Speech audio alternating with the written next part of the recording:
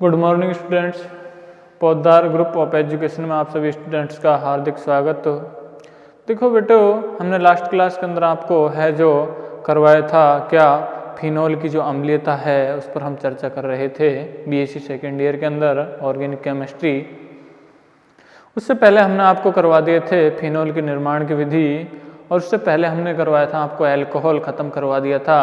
और अल्कोहल के अंदर ही जो सेकंड पार्ट है इस यूनिट का वो है हमारे पास में फिनोल, और फिनोल के निर्माण की विधि हैं उन पर हम डिस्कस कर चुके थे।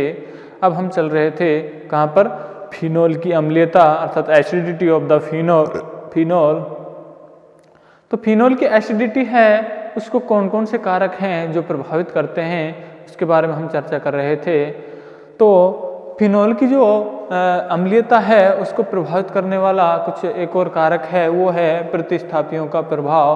अर्थात प्रतिस्थापी है कोई भी प्रतिस्थापी ऑर्थो पर जुड़े। फिनोल में हमें पता है कि बेंजीन वाले होती है और उसमें 3 पोजीशन होती हैं, एक तो ऑर्थो, ये कौन सी ऑर्थो, और ये मेटा, और ये वाली जो पोजीशन है इसको कहते हैं हम कौन सी पोजीशन, पैरा पोजीशन। तो देखिए ये तीनों पोजीशन है, यदि इस पोजीशन पर जुड़े कोई समूह तो कौन सा प्रभाव पड़ता है, और इस पोजीशन मेटा पोजीशन पर जुड़े तो कौन सा प्रभाव पड़ता है, और पैरा पोजीशन पर कोई समूह जुड़े तो कोई प्रतिस्थापी जुड़े तो अम्लीयता पर क्या प्रभाव पड़ता है वो हम यहाँ पर देख रहे थे, जिसमें हम डिस्कस कर चुके थे प्लस एम प्रभाव वाले प्रतिस्थापी जो हैं, प्लस एम प्रभाव वाले प्रतिस्थापियों का प्रभाव इसको हम डिस्कस कर चुके थे। और इसके अंदर 2 थे, एक तो था इसके अंदर 2 कंडीशन थी। ए नंबर पे था हमारे पास में वो था minus I is greater than plus M, और दूसरी कंडीशन थी हमारे पास में बी नंबर की, वो थी minus I is less than plus M. हमारे पास में ये दोनों कंडीशन थी और इस पर हम डिस्कस कर चुके थे। इसके बाद में जो हमारे पास में अगला टॉपिक है वो है हमारे पास में दूसरा नंबर का पॉइंट, अर्थात दूसरे प्रकार का प्रतिस्थापी है वो है हमारे पास में माइनस एम प्रभाव वाले समूह। कौन सा, दूसरा नंबर का है हमारे पास में माइनस एम प्रभाव वाले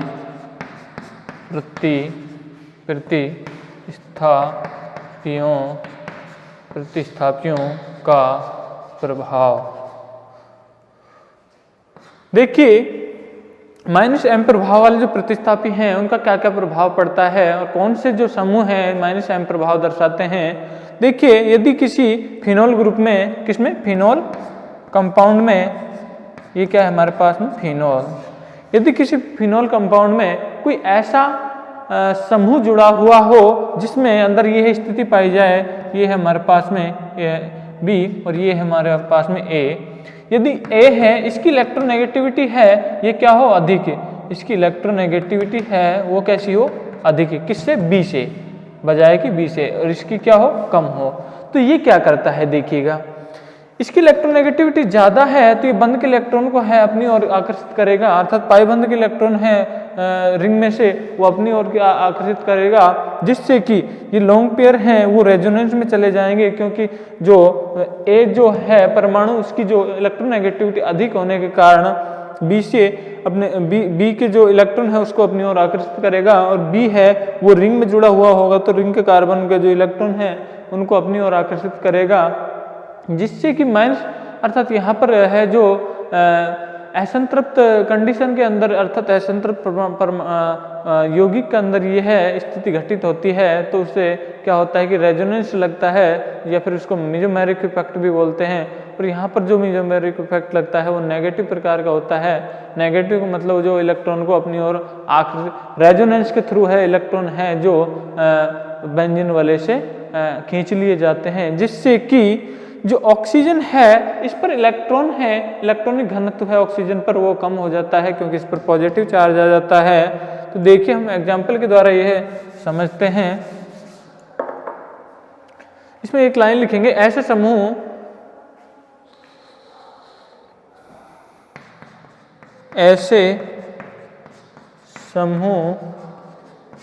फिनोल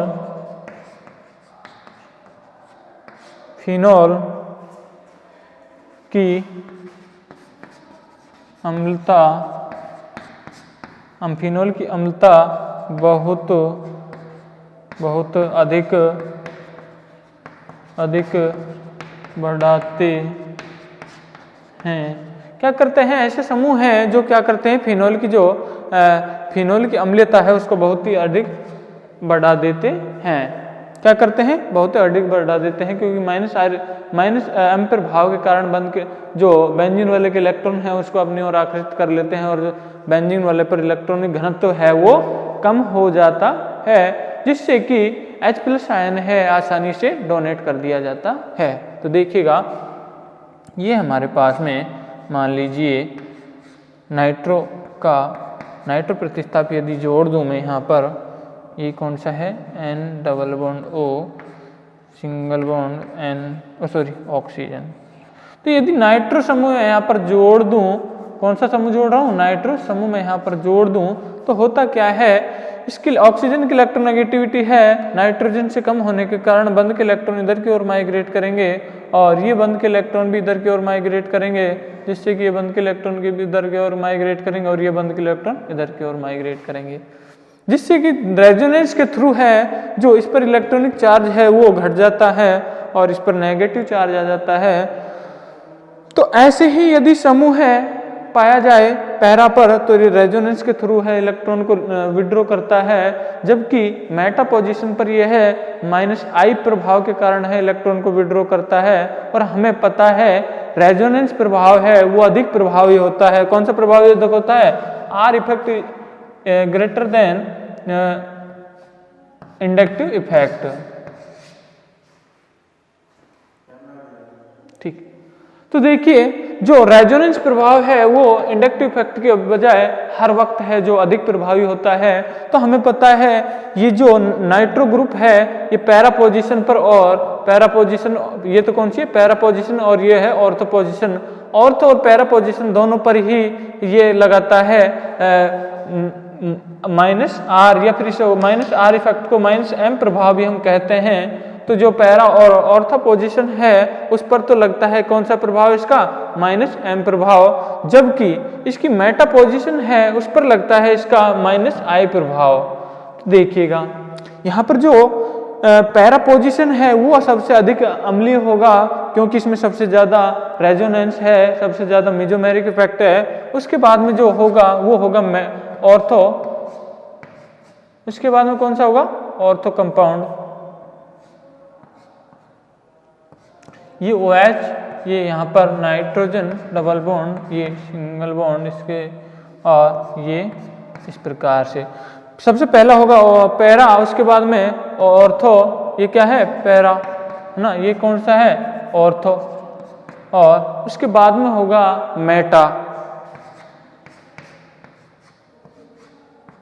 उसके बाद में कौन सा होगा मेटा NO2, उसके बाद में होगा सामान्य फिनोल, इस पर OH। तो देखिए अब यदि -M प्रभाव या फिर हम इसको -R प्रभाव भी कहते हैं, क्योंकि रेजोनेंस है, या फिर इसको मेसोमेरिक इफेक्ट भी कहते हैं, उसको R या फिर M रेजोनेंस को R से प्रदर्शित, मेसोमेरिक इफेक्ट को M से प्रदर्शित करते हैं। तो यहाँ पर देखिए यहाँ पर लगता है -M प्रभाव अर्थात या फिर -R प्रभाव जिसे हम कहते हैं। और -M प्रभाव के कारण जो बेंजीन वाले से इलेक्ट्रॉन है क्या हो रहा है, बाहर की ओर खींच लिए जाते हैं, जिससे कि नाइट्रोजन इलेक्ट्रॉनिक घनत्व कम हो जाता है। और नाइट्रोजन इलेक्ट्रॉनिक घनत्व कम होगा तो ये बंद के इलेक्ट्रॉन है कौन से, OH बंद के इलेक्ट्रॉन है, उसको इधर की ओर खींच लिया जाता है और H+ आयन आसानी से डोनेट कर दिया जाता है। तो इसलिए इसकी जो अम्लीयता है वो बढ़ती जाती है। फिनोल की है अम्लीयता सबसे कम होती है, जबकि पैरानाइट्रो जो फिनोल है उसकी अम्लीयता सबसे अधिक होती है। तो ये तो हो जाता है ये।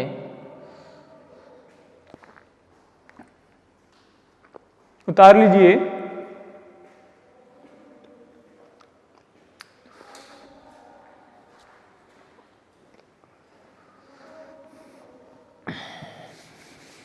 आगे है हमारे पास में इंडक्टिव इफेक्ट अर्थात प्रेरणिक प्रभाव, जो प्रेरणिक प्रभाव वाले प्रतिस्थापी। तीसरे नंबर का है हमारे पास में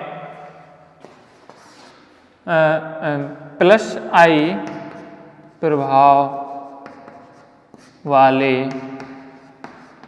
प्रतिस्थापी देखिएगा। प्लस आई प्रभाव वाले जो हैं समूह वो क्या करते हैं, वो इलेक्ट्रॉनिक घनत्व को बेंजीन वाले पर बढ़ाते हैं और जिससे कि H+ आयन है जो आसानी से नहीं जा पाता है, वहाँ पर ऑक्सीजन है उस पर इलेक्ट्रॉन घनत्व बढ़ जाने के कारण OH जो बंध है वो अधिक प्रबल हो जाता है और आसानी से नहीं टूट पाता, अर्थात H+ आयन है जो आसानी से नहीं जा पाते हैं। तो देखिएगा इसमें मैं ले रहा हूं आपको क्रिस्टॉल का एग्जाम्पल। इसमें लिखेंगे अम्लता में निम्न प्रकार की कमी आती है, अम्लता में निम्न प्रकार की कमी आती है क्योंकि प्लस आई प्रभाव के कारण बेंजीन वलय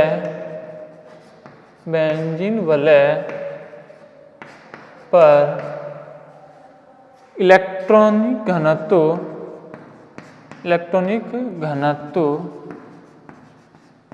अधिक हो जाता है जिससे H+ आयन आसानी से नहीं त्याग पाता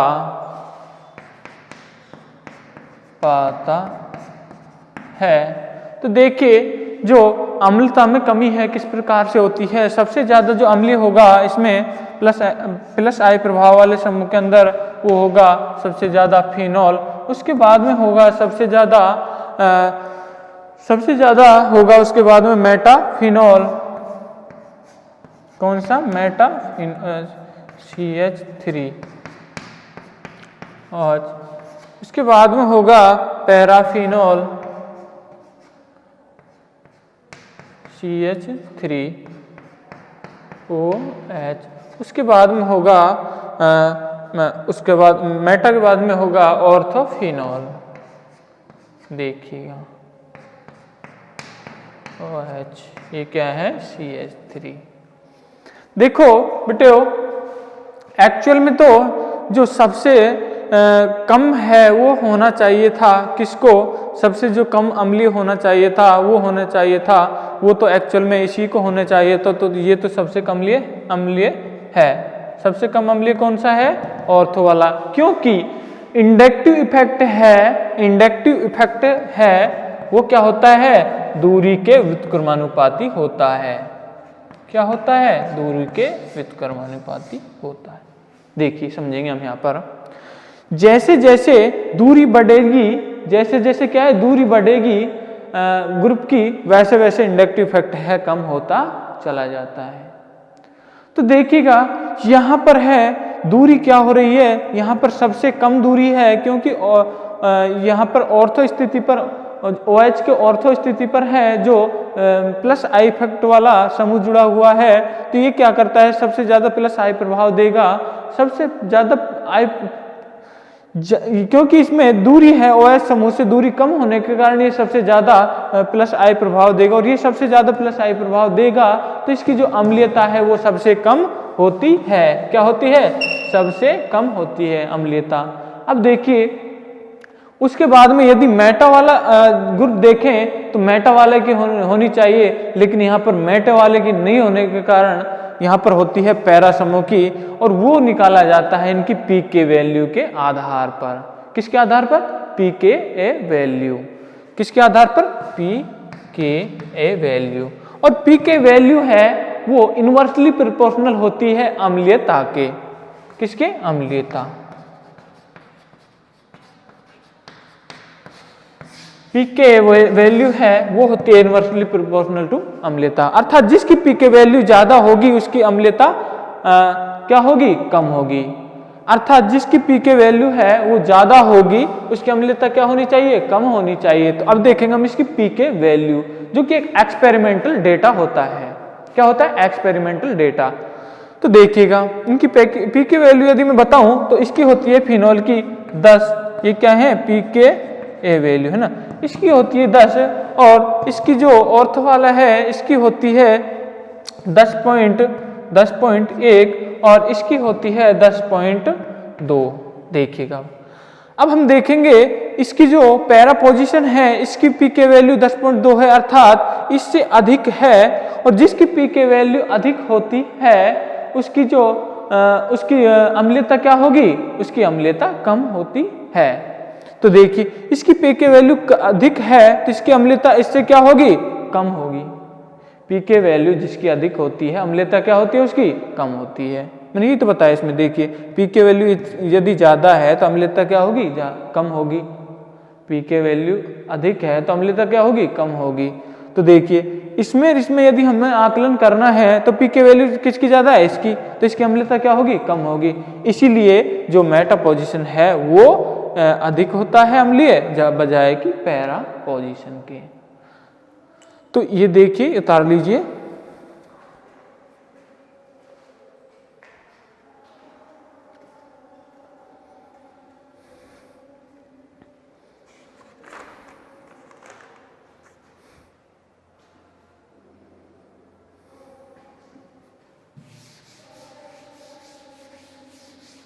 इसको ये दोनों हैं इनको इस तरह से ब्रैकेट में डाल लेना, जिससे कि आपको याद रहे किस कॉन्सेप्ट के आधार पर इसकी अम्लीयता है डिफाइन की गई है।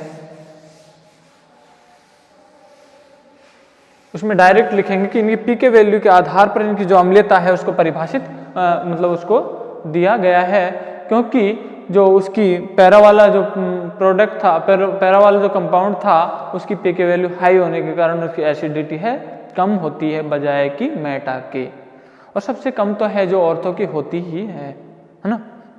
अब हम देखेंगे क्या फिनोल की अभिक्रियाएं। अगला टॉपिक है हमारे पास में फिनोलों की अभिक्रियाएं। देखिएगा फिनोल है वो क्या करते हैं, वो अल्कोहल की तरह ही कई प्रकार की रिएक्शंस देते हैं। अल्कोहल के समान ही धातु के साथ यदि ये रिएक्शन करें तो हाइड्रोजन गैस देते हैं, और यदि ये एल्किल हैलाइड के साथ यदि ये रिएक्शन करें तो ईथर देते हैं, और यदि एसिड क्लोराइड के साथ या फिर एसिड का हैलोजन का डेरिवेटिव एसिड के साथ यदि रिएक्शन करें तो ये देते हैं क्या, ये देते हैं एस्टर एज द प्रोडक्ट। तो देखिएगा सबसे पहले नंबर की रिएक्शन है वो है हमारी अल्कोहल के समान, अल्कोहलों के समान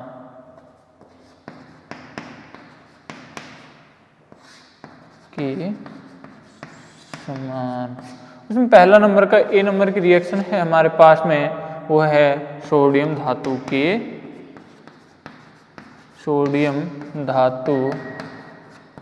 के साथ।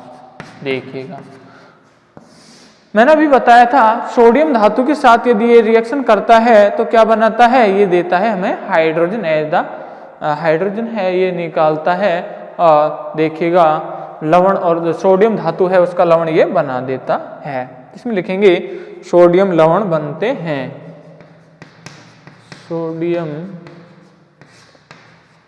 लवण बनते हैं। क्या बनते हैं, सोडियम लवण है वो यहाँ पर बनते हैं, और साथ में क्या निकलती है, हाइड्रोजन गैस, और हाइड्रोजन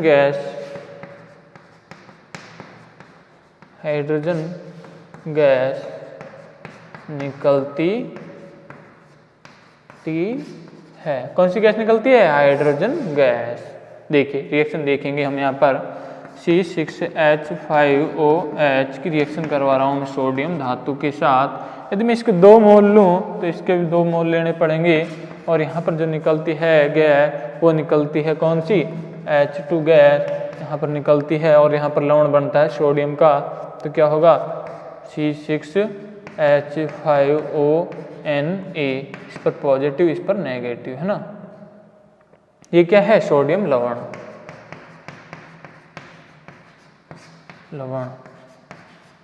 ये क्या है, हाइड्रोजन गैस है जो यहाँ पर निकल जाती है।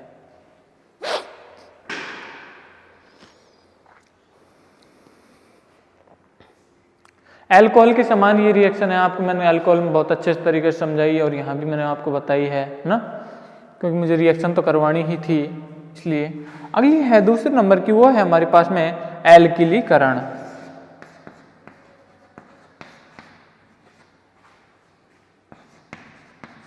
या फिर इसको हम कहते हैं, या इसको हम कहेंगे ईथरीकरण की अभिक्रिया देखेंगे। देखिए जब हम रिएक्शन करवाएं एल्किल हैलाइड के साथ अल्कोहल की फिनोल की, तो कंपाउंड बनता है हमारे पास में ईथर एज द प्रोडक्ट। देखिएगा इसमें हम लिखेंगे एक लाइन, एरोमेटिक ईथर बनते हैं। क्या बनते हैं, एरोमेटिक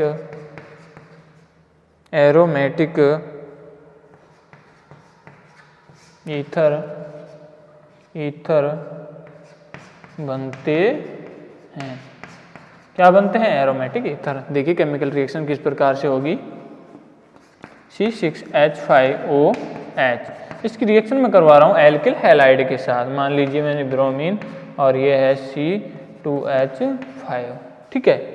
इसके साथ जब मैं इसकी रिएक्शन करवाता हूँ तो हमको पता है ऑक्सीजन पर यहाँ पर क्या पाए जाते हैं, लॉन्ग पेयर पाए जाते हैं। और ये रिएक्शन है वो करवाई जाती है बेस की उपस्थिति में। यहाँ पे ले लिया मैंने कोई बेस, ठीक है। तो बेस क्या करता है, इस एसिडिक हाइड्रोजन है उसको निकाल लेता है, उस पर आ जाता है नेगेटिव चार्ज। अब ये नेगेटिव चार्ज एक न्यूक्लियोफाइल की भांति कार्य करता है। किसकी भांति, न्यूक्लियोफाइल की भांति। अब ये न्यूक्लियोफाइल है वो अटैक करता है इस कार्बन पर, और जो ब्रोमीन है उसको यहाँ पर डिस्प्लेस्ड कर देता है।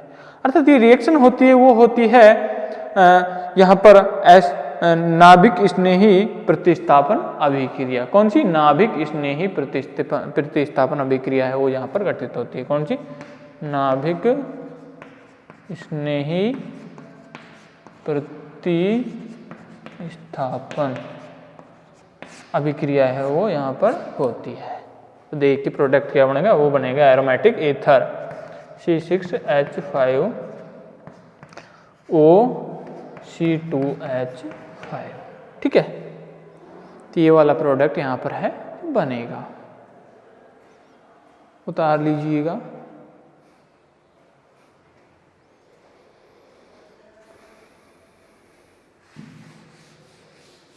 अगली है हमारी पास तीसरे नंबर की रिएक्शन, वो है फास्फोरस हैलाइडों के साथ।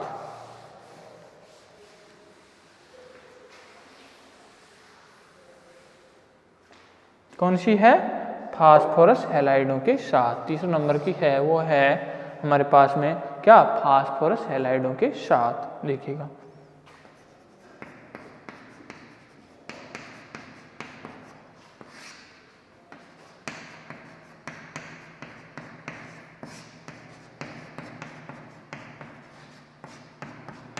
देखिए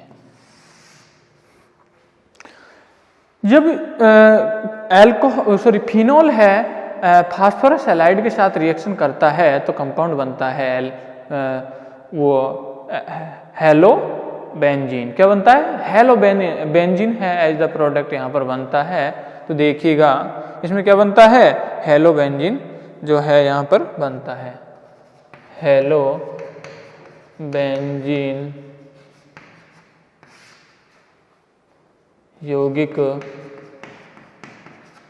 बनता है। क्या बनता है, हेलो बेंजीन है जो यौगिक के रूप में बनता है। तो देखिएगा ये मान लीजिए हमारे पास में क्या है, फिनोल है 5OH, उसकी रिएक्शन में करवा देता हूँ फास्फोरस के PCl5 के साथ, PCl5 के साथ। तो देखिएगा यहाँ पर जो बनेगा वो होगा क्या, हेलो बेंजीन एज द, अर्थात क्लोरोबेंजीन एज द प्रोडक्ट के रूप में बनेगा और साइड प्रोडक्ट के रूप में पता है POCl3 और HCl के रूप में निकल जाता है।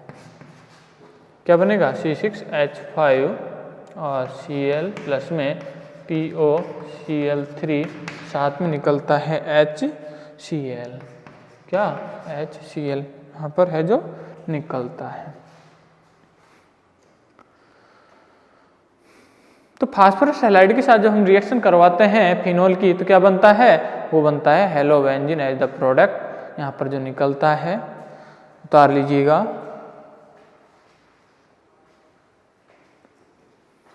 अगली है हमारे पास में चौथे नंबर की रिएक्शन। बहुत ही आसान सी रिएक्शन है, ज़्यादा डिफिकल्ट है नहीं, क्योंकि ये सब चीज़ हमने अल्कोहल के अंदर काफ़ी डिटेल से हमने डिस्कस किया था। तो देखिएगा चौथे नंबर की है, वो है अमोनिया के साथ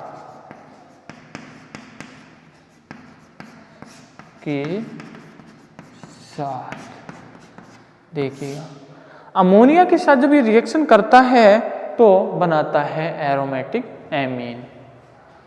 एरोमेटिक एमीन बनता है, एमीन बनता है। देखिए रिएक्शन किस प्रकार से रिएक्शन होती है। यहाँ पर न्यूक्लियोफिलिक सब्स्टिट्यूशन रिएक्शन ही यहाँ पर होती है। देखिएगा किस प्रकार से होती है।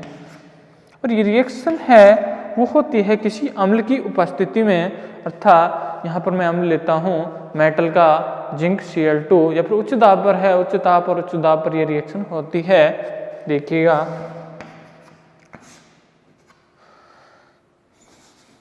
प्लस में NH3, ये क्या है हमारे पास में अमोनिया। क्या है अमोनिया। अमोनिया की रिएक्शन जब मैं इसके साथ करवाऊँ फिनोल के साथ, ये क्या है फिनॉल। फिनॉल के साथ में करवा रहा हूँ तो बनेगा क्या, देखिएगा ये रिएक्शन करवाई जाती है अति उच्च ताप और उच्च दाब पर और प्रेरक लिया जाता है ZnCl2। यहाँ पर ये करता है अम्ल की भांति काम। ये क्या करता है अम्ल की भांति। अम्ल क्या करता है, इस पर अटैक करता है, इसको लिविंग ग्रुप के रूप में बाहर बना देता है और इसको इस प्रकार से लेके चला जाता है। उसके बाद में ये न्यूक्लियोफाइल के रूप में यहाँ पर अटैक कर जाता है और अटैक कर कर NH2 यहाँ पर जुड़ जाता है। देखिएगा पे जुड़ जाता है NH2। ये क्या है aromatic amine. Aromatic amine as the product.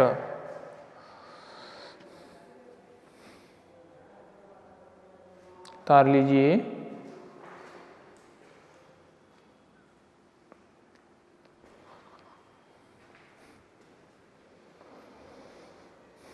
ये भी क्या है न्यूक्लियोफाइल की भांति कार्य करता है। न्यूक्लियोफिलिक सब्स्टिट्यूशन रिएक्शन है जो यहाँ पर प्रोसीड होती है।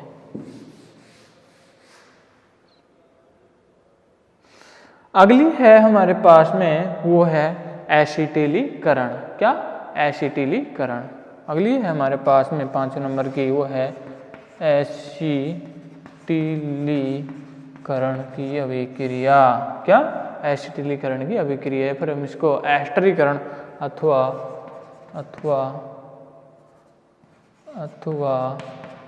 एस्टरीकरण। क्या एस्टरीकरण की अभिक्रिया है ना। तो देखिए इस अभिक्रिया के अंदर क्या होता है। इस अभिक्रिया के अंदर है हम लेते हैं क्या एसिड लेते हैं या फिर लेते हैं एसिड का कोई डेरिवेटिव है ना, हैलोजन डेरिवेटिव ले लें। तो जो कंपाउंड बनता है वो यहाँ पर होता है क्या, वो होता है यहाँ पर एस्टर एज द प्रोडक्ट। क्या एस्टर एज द प्रोडक्ट। देखिएगा इसीलिए एस्टर बनता है तो इसीलिए इसका नाम पड़ा एस्टरीकरण है ना। क्या पड़ा एस्टरीकरण। तो देखिएगा इसमें हम लिखेंगे एक लाइन लिखेंगे पहले फिनॉल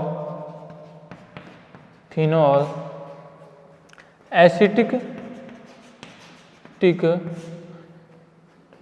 क्लोराइड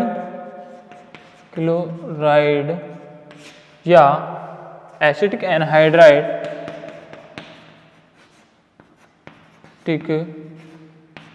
एनहाइड्राइड